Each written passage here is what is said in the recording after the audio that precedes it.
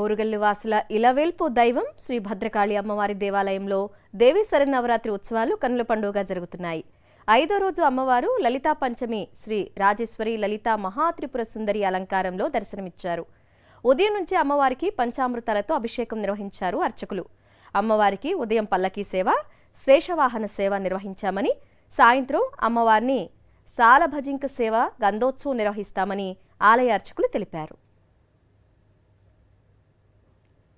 ఆలంపూర్ శ్రీ జోగులాంబ బాలబ్రహ్మేశ్వర స్వామి ఆలయంలో దసరా శరన్నవరాత్రి బ్రహ్మోత్సవాలు అంగరంగ వైభవంగా జరుగుతున్నాయి. దసరా శరన్నవరాత్రి బ్రహ్మోత్సవాల సందర్భంగా 5వ రోజు జోగులాంబ అమ్మవారు స్కందమాత దేవిగా బంగారు మకర తోరణం ధరించి భక్తులకు దర్శనమిస్తున్నారు. దసరా ఉత్సవాల సందర్భంగా ఆలంపూర్ శ్రీ జోగులాంబ బాలబ్రహ్మేశ్వర స్వామి ఆలయం భక్తులతో కిటకిటలాడుతోంది.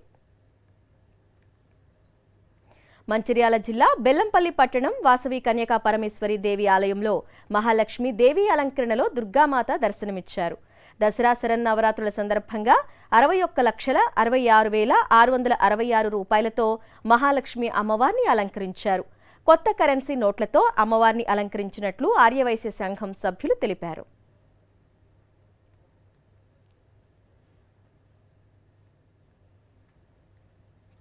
కాకినాడ జిల్లా కిర్లంపూడి మండలం రామచంద్రాపురంలో దసరా ఉత్సవాలు ఘనంగా జరుగుతున్నాయి. దసరా వేడుకల్లో 5వ రోజున కరెన్సీ నోట్లతో మహాలక్ష్మీదేవిగా కనకదుర్గ అమ్మవారిని అలంకరించి భక్తులకు దర్శనం కల్పించారు. భక్తులు అమ్మవారిని దర్శించుకొని కుంకుమ పూజలు చేశారు.